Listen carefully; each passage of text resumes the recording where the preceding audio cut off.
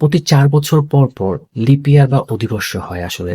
তো এই লিপ ইয়ার বা অধিবর্ষটা আসলে কেন হয় এবং কিভাবে হয় সেটা হচ্ছে, দেখুন, আমরা এক বছরকে 365 দিন ধরি।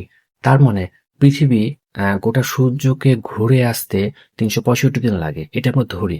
কিন্তু আসলে 365 দিন না, এটা আসলে 365 দিন 5 ঘন্টা 48 মিনিটের একটু বেশি, এটা প্রায় 6 ঘন্টা হিসেবে ধরা হয়। তাহলে প্রতি বছরে আমরা কিন্তু 6 ঘন্টা কম ধরতেছি। তাহলে এইভাবে প্রতি বছরে 6 ঘন্টা কম ধরতে ধরতে 4 বছরে আমরা যদি খেয়াল করি, 6 4 24, তার মানে 4 বছরে আমরা আসলে 24 ঘন্টাকে কম ধরতেছি। তো 24 ঘন্টা মানে আসলে একদিন। তাহলে একদিন কমে যাওয়ার তো কোনো আসলে কারণ নাই।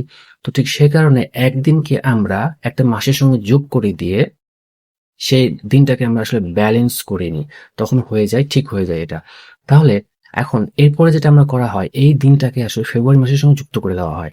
কিন্তু এই ফেব্রুয়ারি মাসের সঙ্গে যুক্ত করে দেওয়াটা কিন্তু এত সহজ না। এটা আসলে 3টা নিয়ম আছে আসলে। এটাকে অবশ্যই 4 দিয়ে ভাগ যাইতে হবে, এই বছরটাকে 400 দিয়ে ভাগ যাইতে হবে, কিন্তু এটাকে 100 দিয়ে ভাগ যাওয়া যাবে না। এই বিষয়টা মাথায় রেখে সেই বছরটা আসলে আমাদের লিপ ইয়ার বা অধিবর্ষ হয়।